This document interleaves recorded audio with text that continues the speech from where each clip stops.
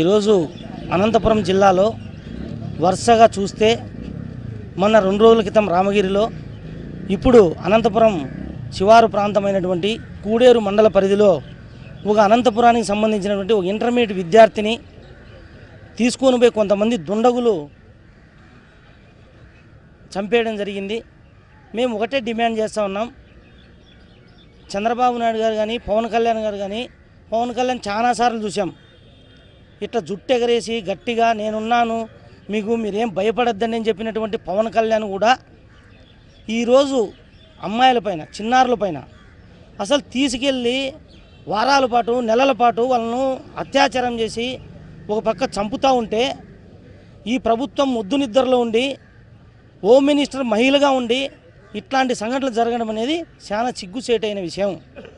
ఎందుకంటే ఇట్లాంటి సంఘటనలను బయటికి రానివ్వకుండా, ఇట్లాంటి సంఘటనలు ఎవరికీ తెలియనివ్వకుండా వీటి వెనక ఏ రహస్యం దాగుందో ఖచ్చితంగా పోలీసులు చెప్పాల్సిన అవసరం ఉంది. ఎందుకంటే ఈరోజు జరుగుతున్నటువంటి ఈ సంఘటనలు ఏవైతే ఉన్నాయో వీటన్నిటికి కూడా ఇప్పుడు మేము దాదాపు ఒక అమ్మాయి మిస్ అయిందని చెప్పి ఒక పోలీస్ స్టేషన్కి పోతే కంప్లైంట్ తీసుకోలేదని చెప్పి స్వయాన తల్లిదండ్రులే మొత్తుకుంటా ఉన్నారు. మళ్ళీ మిస్సింగ్ కేసు కింద బుక్ చేసుకొని మళ్ళీ ఆ అమ్మాయి బాడీని తెచ్చి ఎవరికి రెండో కంటికి తెలియకుండా, అంత పెద్ద విషయాన్ని ఎవరికి తెలియకుండా, ఎవరికి చెప్పకుండా, గుట్టు చప్పుడు కాకుండా చేయాల్సిన అవసరం ఏముందో పోలీసు వాళ్ళు తేల్చాల్సిన అవసరం ఉంది. దీని వెనక ఉన్నటువంటి మతలబ్ ఏదో ఖచ్చితంగా మహిళలకు రక్షణగా నిలవాల్సినటువంటి పోలీసులు ఇట్లాంటి సంఘటనలు పునరావృతం కాకుండా చూసుకోవాల్సిన బాధ్యత ఖచ్చితంగా పోలీస్ డిపార్ట్మెంట్ పైనే ఉంది. మేము ఒకటే విన్నవిస్తూ ఉన్నాం, ఈ రాష్ట్రంలో జరుగుతున్నటువంటి ఈ అన్యాయాలను, అరాచకాలను అడ్డుకట్ట వేయలేకపోతే భవిష్యత్తులో కూడా ఎవరికి కూడా రక్షణ లేకుండా పోతుంది. కాబట్టి అమ్మాయిల పైన దాడులు, అత్యాచారాలు, అమ్మాయిలను కిడ్నాప్ చేయడాలు ఇట్లాంటివన్నీ కూడా వరుసగా జరుగుతూ ఉన్నాయి. ఈ జిల్లాలో ఇది 2వ సంఘటన, అతిపెద్ద సంఘటన. కూతవేటు జిల్లా కేంద్రానికి కూతవేటు దూరంలో ఉన్నటువంటి బ్రాహ్మణపల్లి దగ్గర ఇట్లాంటి సంఘటన జరిగిందంటే మనం ఏ రకంగా ఈరోజు అమ్మాయిలను బయటికి పంపించేదానికి తల్లిదండ్రులు కానీ, లేదా ఒక స్త్రీ స్వేచ్ఛగా ఏ రకంగా పోతుందో ఈ ప్రభుత్వం, చంద్రబాబు నాయుడు గారు, పవన్ కళ్యాణ్ గారు, అన్నిటికీ మించి మహిళా హోమ్ మినిస్టరే సమాధానం చెప్పాల్సిన అవసరం ఉందని చెప్పేసి కూడా డిమాండ్ చేస్తూ ఉన్నాం. ఇప్పుడు ఆ ఇంటర్మీడియట్ విద్యార్థి యొక్క హత్య వెనక ఏం జరిగిందో కులంకషంగా ప్రజలకు తెలపకపోతే మేము భవిష్యత్తులో కూడా మేము ఖచ్చితంగా కార్యాచరణ చేసి ఖచ్చితంగా వైఎస్ఆర్ కాంగ్రెస్ పార్టీ తరఫున ప్రభుత్వాన్ని నిలదీసేదానికి కూడా వెనకాడబోమని చెప్పి కూడా హెచ్చరిస్తూ ఉన్నాం. ఈరోజు ఈ ప్రభుత్వం ఎట్టుపోతుంది, మహిళలకు ఎక్కడి నుంచి రక్షణ కల్పిస్తుంది. ఈ ప్రభుత్వం ఏర్పాటైన మొదటి రోజు నుంచి కూడా మహిళలపైన, చిన్నారులపైన, వృద్ధులపైన దాడులు, అత్యాచారాలు పెచ్చిమీరిపోతున్నాయి. ప్రతిరోజు, ముఖ్యంగా నిన్న లేక మొన్నటి రోజు రామగిరి మండలంలో ఒక అమ్మాయి, ఇప్పటికిప్పుడు అనంతపురంలో ఒక అమ్మాయి, ఈ విధంగా అమ్మాయిల మీద ఘోరంగా అఘాయిత్యాలు చేస్తూ ఉంటే, అన్యాయాలు చేస్తూ ఉంటే, ఆకృత్యాలు చేస్తూ ఉంటే ఒక మృగాళ్లలాగా మగాళ్ళు మీద పడి ఆడబిడ్డల మాన ప్రాణాలను దోచుకుంటా ఉంటే ఈ రాష్ట్ర ప్రభుత్వం ఏం చేస్తుంది? అమ్మా హోమ్ మినిస్టర్ అనితమ్మ, నువ్వు జగనన్నని తిట్టడం కాదు, నీకు చేతనైతే రా అనంతపూర్కి వచ్చి ఏం జరిగిందో చెప్పు. 4వ తేదీ వాళ్ళ తల్లిదండ్రి కంప్లైంట్ ఇస్తే 1 టౌన్లో కంప్లైంట్ తీసుకోరంట. అంటే పోలీసులు ఆడబిడ్డల కోసం కంప్లైంట్ ఇస్తే తీసుకోరా?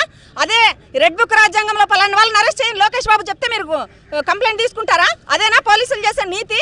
ఎంత దమన నీతిని ఆచరిస్తున్నారు. పచ్చ చొక్కాలు వేసుకొని పోలీసు వాళ్ళు ఇక్కడ పోయి 1 టౌన్లో అడిగితే మాకు సంబంధం లేదంటారు, అక్కడికి వెళ్ళి కూడేరులో అడిగితే మాకు సంబంధం లేదంటారు. ఇంకెవరిని అడగాలి? ఎవరు రక్షణ కల్పిస్తారు? పోలీసులే రక్షణ కల్పించలేని సమయంలో ఈ రాష్ట్రంలో మహిళ ధైర్యంగా ఎలా తిరిగి బతకగలదు? చిన్నారి నుంచి, చిన్న పిల్లల నుండి 3 సంవత్సరాల పిల్లల నుంచి వదలడం లేదు. ఈ మృగాళ్ళు, కొందరు మగాళ్ళు మృగాళ్ళై తిరుగుతూ ఉంటే ఏం చేస్తుంది రక్షణ వ్యవస్థ? ఏం చేస్తుంది ఇంటెలిజెన్సీ వ్యవస్థ? ఏం చేస్తుంది? 4వ తారీఖు అమ్మాయి పోయిందంటే వాళ్ళ ఫోన్ నెంబర్ ట్రేస్ చేస్తాము, వాళ్ళని అది చేస్తాము, ఇది చేస్తామని చెప్పి కాలయాపన చేస్తారా? అమ్మాయి ఎక్కడ పోయింది? ఒకరి మీద అనుమానం పడినప్పుడు కనీసం ఫస్ట్ ఇన్వెస్టిగేషన్ లాగా అతన్ని తీసుకొచ్చి మీరు విచారించాల్సిన అవసరం కూడా పోలీసులకు లేదా అని మేము ఈరోజు వైఎస్ఆర్ పార్టీ మహిళా విభాగంగా పోలీసులను అడుగుతున్నాం, ప్రభుత్వాన్ని అడుగుతున్నాం, చంద్రబాబు గారిని అడుగుతున్నాం. పవన్ కళ్యాణ్ గారు ఏమన్నారు మీరు? ఆ రోజు జగన్మోహన్ రెడ్డి గారు కాదు, మేము మహిళా రక్షణ కోసమే ప్రభుత్వాన్ని ఏర్పాటు చేస్తున్నా అన్నాడు. ఒక్కనాడైనా ఒక్క మహిళ కోసమైనా ఇన్ని వేల మంది ఈ సంవత్సరంలో ఇన్ని వందల మంది మహిళలు అఘాయిత్యాల పాలైపోయినారు. ఒక్కరి కోసమైనా మాట్లాడారా పవన్ కళ్యాణ్ గారు? అదే నీ ఇంట్లో ఏదన్నా జరిగితే వాళ్ళని రక్షించుకుంటావా? మిగతా వాళ్ళంతా మనుషులు కాదా? ఇంతమంది ఒక్కసారి తిరగబడితే ఏమవుతుందో చూసుకోండి. మహిళలను మీరు రక్షించుకోలేకపోతే మేము మహిళలమే, మా రక్షణకు మేము రేపటి రోజు నుంచి నడుం బిగించి ఏం చెయ్యాలో అది చేస్తాం. వెంటనే ఇప్పుడు తన్మయి తల్లిదండ్రులకు ఏం సమాధానం చెప్తాది ప్రభుత్వం? అనితమ్మ, నువ్వు వెంటనే ఫోన్ చేసి మాట్లాడి ఆ తల్లిదండ్రులకు ఎవడెవడైతే ఆ అమ్మాయిని, మాకున్న అనుమానం, మాకొచ్చిన సమాచారం, ఆ అమ్మాయిని గ్యాంగ్ రేప్ చేసి చంపినారు అంటున్నారు. అసలు ఈ ప్రభుత్వానికి సిగ్గు మానము మర్యాద అసలు లేదా? ఆడపిల్లల జీవితాలతో ఈ విధంగా ఆడుకుంటున్నారే. ఏం చేస్తుంది మీ ఇంటెలిజెన్స్ వ్యవస్థ?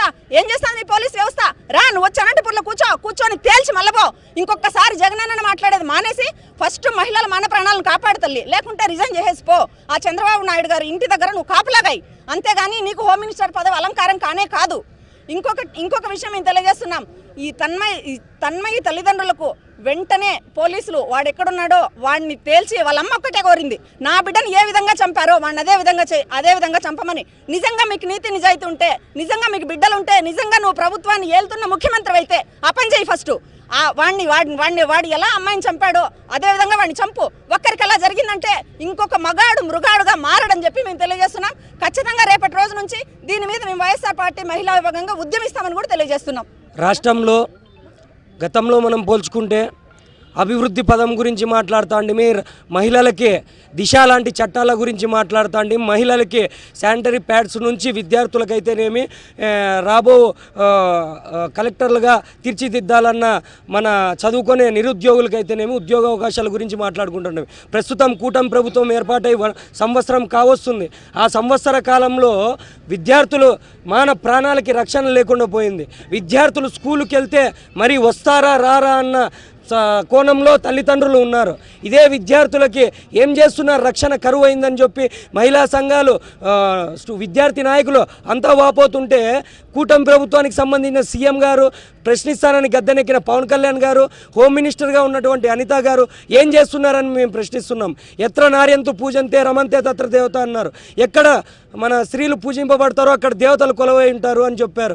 ఇక్కడ స్త్రీలు పూజించబడడం కాదు, జుట్టు పట్టుకొని గతంలో వంజాక్షి లాంటి ఎంఆర్ఓని జుట్టుపడిచి ఈడ్చిన ఘటన అయితేనేమి, ఇప్పుడు ప్రస్తుతం జరుగుతున్న, అప్పుడన్నా ఈడ్చినారు, ఇప్పుడు చంపేస్తున్న ఘటనలు మనం అనంతపురం కరువు జిల్లాలో చూస్తున్నాం.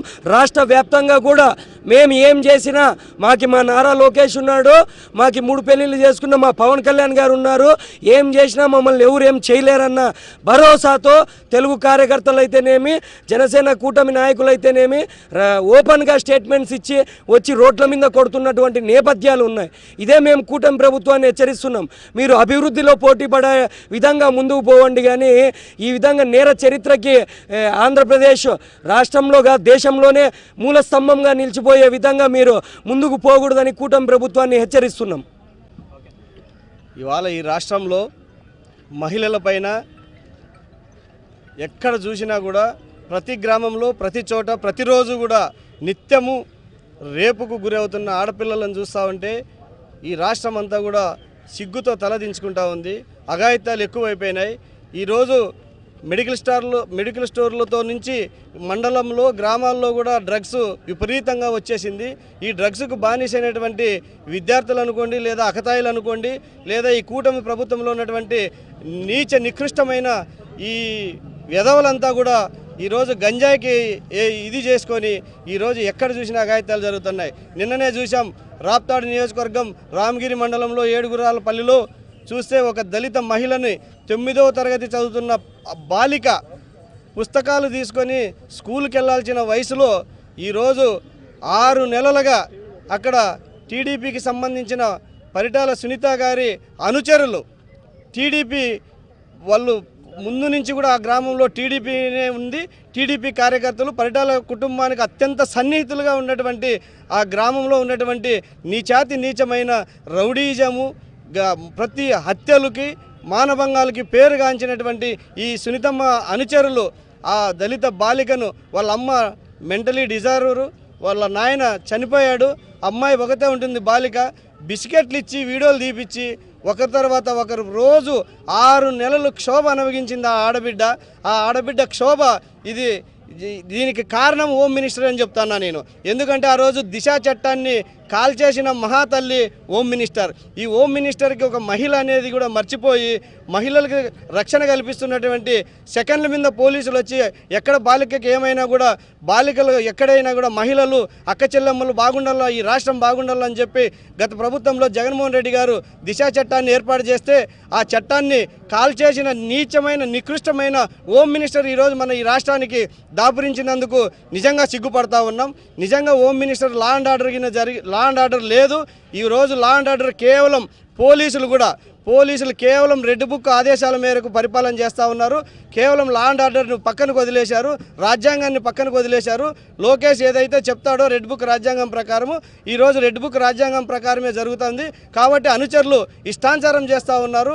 ఆ ఘటన జరగకముందే ఇప్పుడు మళ్ళీ అనంతపురంలో ఫస్ట్ ఇయర్ విద్యార్థిని తన్మయ్ అనే విద్యార్థిని అమ్మాయిని కూడా మాకు తెలిసిన సమాచారం 4-5 రోజుల కిందట ఒక 6 మంది గ్యాంగ్ రేప్ చేసి ఆనవాళ్ళు లేకోకుండా కాల్చి చంపినట్లుగా మాకున్న సమాచారం. దీన్ని పోలీసులు కేసు నీరు గారుస్తూ తల్లిదండ్రులని వీళ్ళందరినీ కూడా మబ్బపెట్టి ఈరోజు ఈ కార్యక్రమాన్ని కూడా గుట్టుగా చేశారు.